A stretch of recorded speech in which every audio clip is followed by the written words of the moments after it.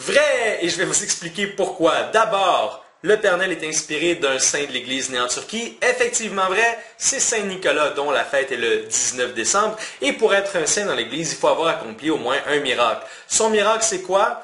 À l'époque, en Turquie, il y avait une grosse famine. À l'époque, je veux dire à peu près en 350, quelque chose comme ça, il y avait une grosse famine et un boucher a piégé 3 petits garçons qu'il a découpés finalement pour les servir comme jambon. Saint Nicolas passe par là, découvre la supercherie et ressuscite les 3 jambons en petits garçons. C'est important aussi de savoir que chaque saint est un patron de plusieurs choses et Saint Nicolas, pas seulement représentant de Noël, c'est également le patron des banquiers, des orphelins, des pirates, des bouchers, évidemment, et également de New York.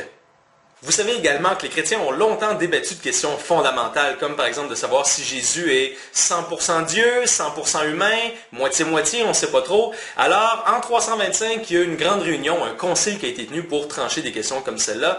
Et dans cette réunion-là, Saint Nicolas était présent, mais aussi Arius. Et la position d'Arius était que Jésus est en partie humain. Saint Nicolas était fâché avec ça. Pour lui, Jésus était 100% Dieu.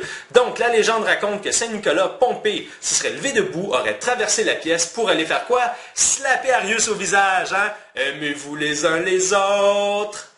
En ce qui concerne le lutin scandinave dont serait également inspiré le Père Noël, il s'appelle Julnis, Jules, J-U-L, qui signifie mi-hiver ou solstice d'hiver.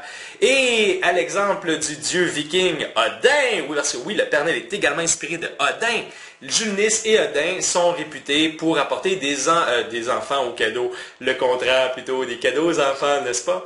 Quatrième round, quatrième affirmation gratuite. Alors, Noël en français est associé à la naissance, mais Christmas en anglais, à quoi c'est lié? Alors, la réponse est logique. Il s'agit de la messe du Christ. Christ, Mass, Christmas. Tadam!